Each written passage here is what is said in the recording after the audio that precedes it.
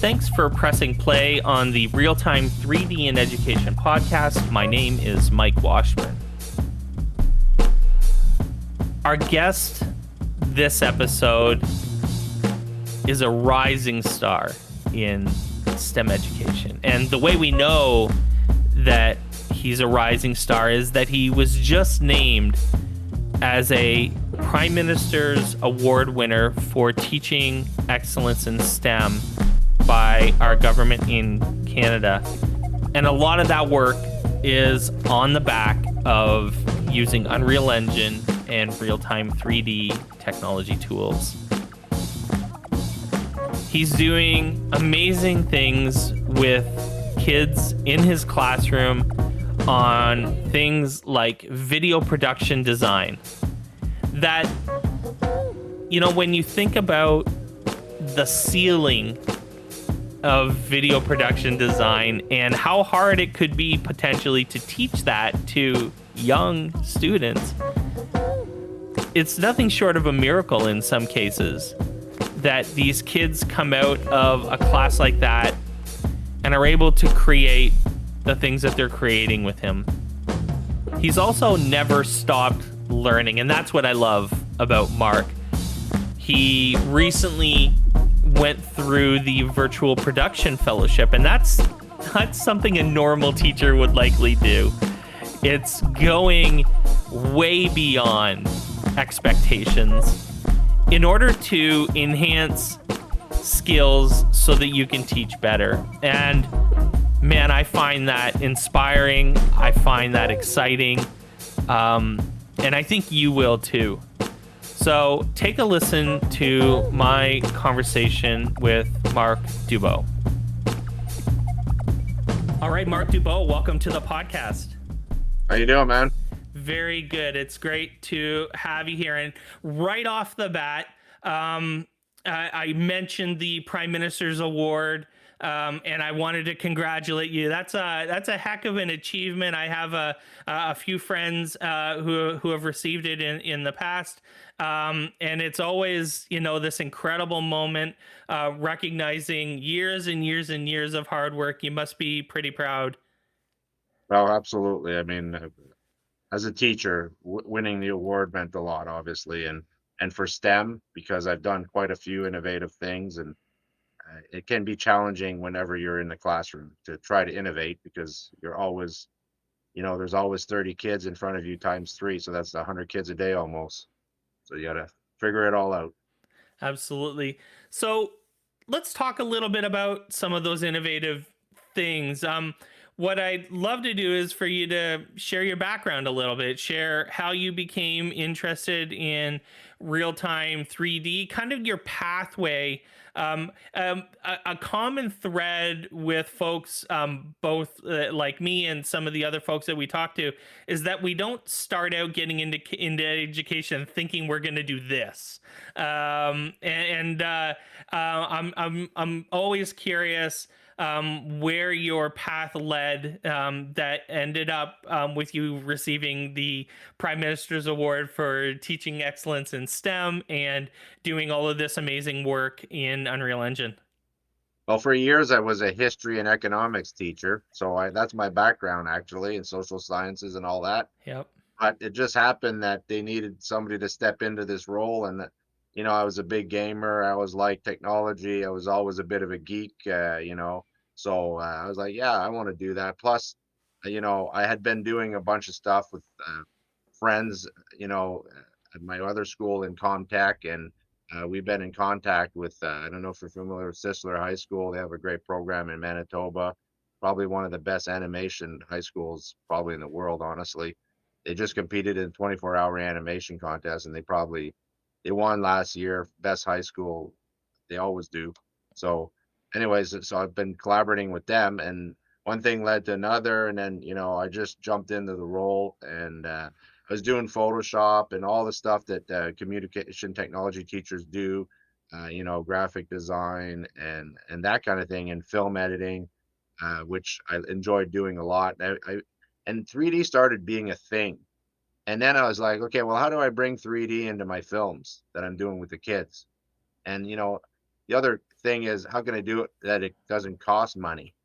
Because and I don't need to get 8 approvals from, You're the school right. board, whatever. But of course, making sure everything is fair and safe for kids, obviously. And so I always pay attention to the kids since I started teaching. This is even when I was a history teacher or an economics teacher. Kids would show me, "Oh, look at this amazing website for tracking stocks," and we do it. And yeah, this is great. Then I bring it into the class.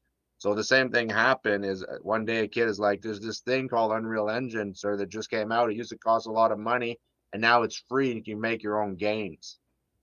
And I kind of like sent myself a reminder to look into it. Hmm. It was probably a year later, and this was probably 7 years ago now, and, there were hardly no tutorials on YouTube. I know it's totally different now. Like, when I started, there was nobody. There was, like, 1 or 2 guys, that were doing it, and they were professionals or they worked in the industry, and I Hmm. started looking at their stuff, and the big thing, it's always looking at what's there and how can I bring that back to so it works with young minds, not just 'cause often sometimes if it's too technical, well, then it won't work because you'll lose 3/4 of the students.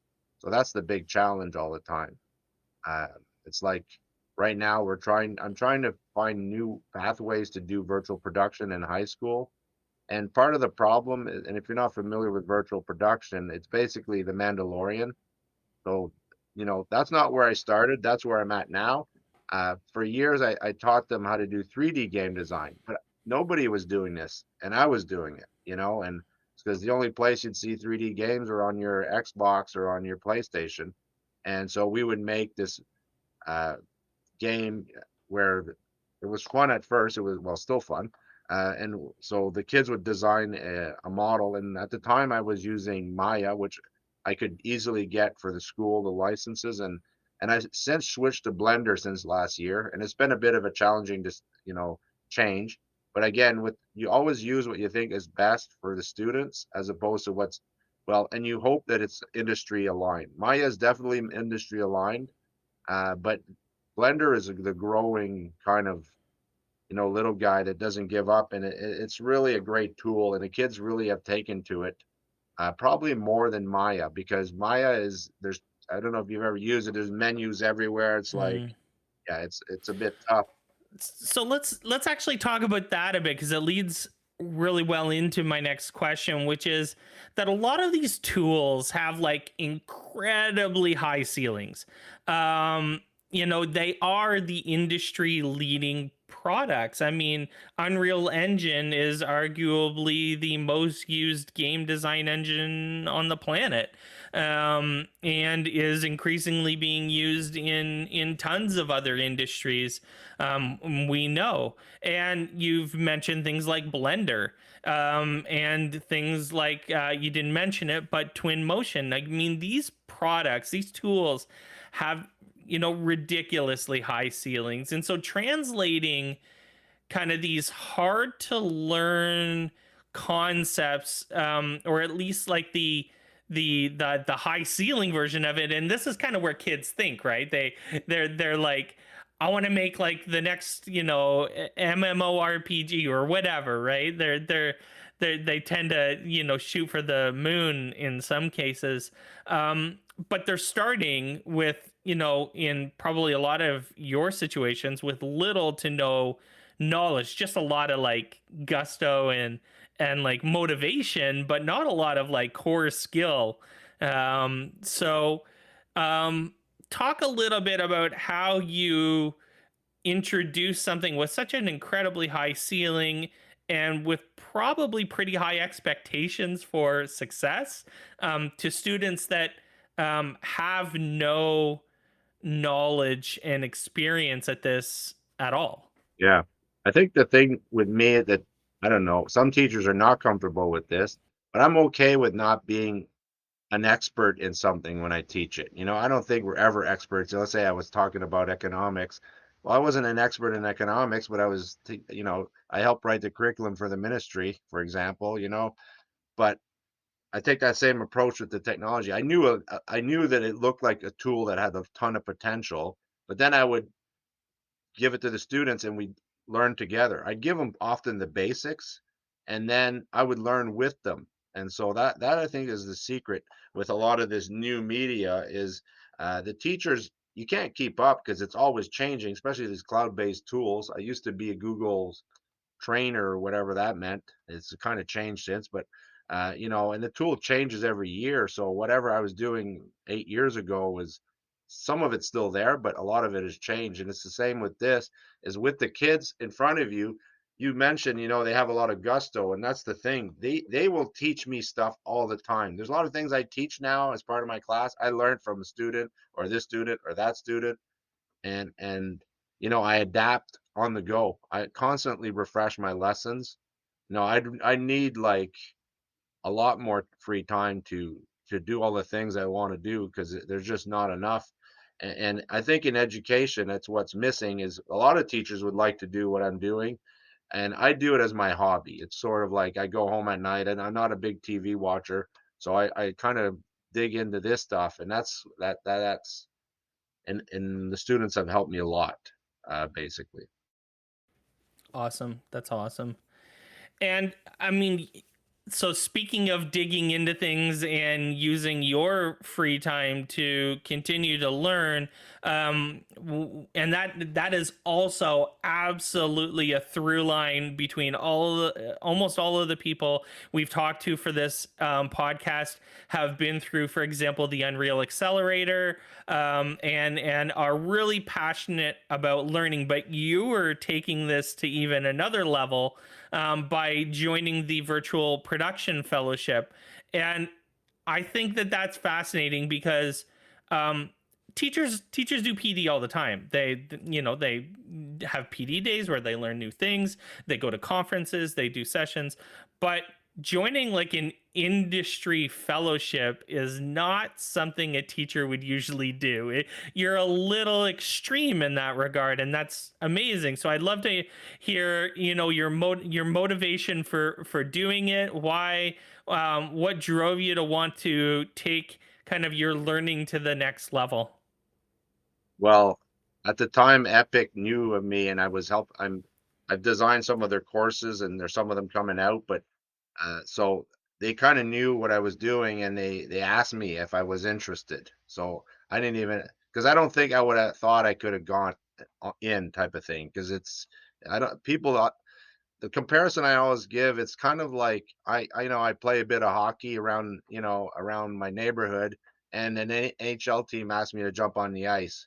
Well, that's kind of what it was because everybody that was there is the top of their industry. One guy had worked on every Avenger movie that had been released up to that point as like their VFX person. Another guy was the lead project on the new Avatar coming out. And here's me, a little high school guy coming along who's like definitely dabbled. And it was a humbling experience. And I always knew I didn't know a lot, but I knew enough. But one of the things that it was definitely the as my hat goes off to those guys in industry because when we took the course, it was 6 days a week during my summer, and it was at least 8 hours a day. So it was nuts.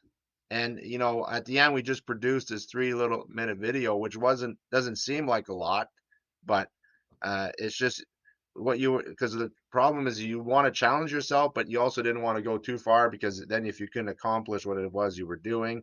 And at the time, the tools were not as polished as they are now. And the other thing that I do differently than industry people is I try not to use this big expensive tool that I can't afford for my students. I try to do everything in the engine, uh, you know, and this is like if you look online now, you'll see Mixamo is everywhere. I swear I was probably the first on YouTube to post anything on Mixamo. And I've probably taken the video down since. And Mixamo is basically this free tool that Adobe has that was kind of left on the side, and it wasn't really even Adobe wasn't pushing it. But I jumped on and saw the potential because you could rig your character with a click of a button. So a couple of buttons, and you have a rig character that you can then animate, which is perfect for kids because if you've ever tried to create a rig manually, it's brutal. It's not fun. It takes 2 weeks. But I don't have 2 weeks, so I need something that works in 5 minutes, and it's not perfect, but for high school kids, it's more than awesome. Like That's amazing. And so tell me a little bit about how you were able to translate what you learned from the virtual production fellowship to your teaching. So, I mean, you didn't do this. I mean, I'm sure you did this for fun. I was going to say you didn't do it for fun, but I'm sure it was fun, and certainly an amazing personal, bucket list type learning experience. But how did you apply this to your classroom? Were you able to take anything out of that and use it with your students? yes, I did, and I'm still doing it. I'm still evolving it, and like I we did a bunch of videos last year, and it went great. I should have posted them more of them because I kind of don't. I'm not good at. Well, I'm not that. I don't like social media. Like I used to be on Twitter, and it's like a thing that's like it's such a commitment. I just don't enjoy it. And I should be better at promoting myself. And often what would happen is when I went to the fellowship, everybody's on LinkedIn. Okay, well, I guess I have a LinkedIn profile. Maybe I should do stuff, but I don't consciously do that because I don't. You know, the schools are like we're locked in. We don't usually like even share between schools. There might be a school 10 minutes down the road, and I don't. It's not because I don't want to. It's just like they're closed systems. It's so hard to meet. And there used to be way more opportunities in the old days for PD where we'd meet with the same uh, trades, if you like, or the same subject areas. Sure. And no, so one of the things I've been there's been big changes in the way you rig characters. So I'm like testing a bunch of stuff. And the thing that kind of happened is right after I came out of the fellowship, well, not right after, but about 6 months after, is when Unreal Engine 5 came out. Well, it's like upgrading from Windows 98 to Windows 11. Okay. Like, Yeah. and it is way better, by the way. And it's actually easier for students. Yeah. So, and all the lessons I designed for Epic were all done in the Unreal Engine 4. But this tool is better and it's easier if you're a beginner. But so what I'm doing now is kind of like seeing how I can take all the stuff I learned during the fellowship and my old lessons and how I can improve them.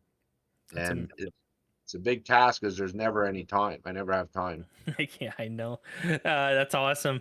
So, last question here, Mark. We like to talk about the future here on this podcast, and certainly real time 3D is a pretty futuristic topic in terms of, especially in terms of education.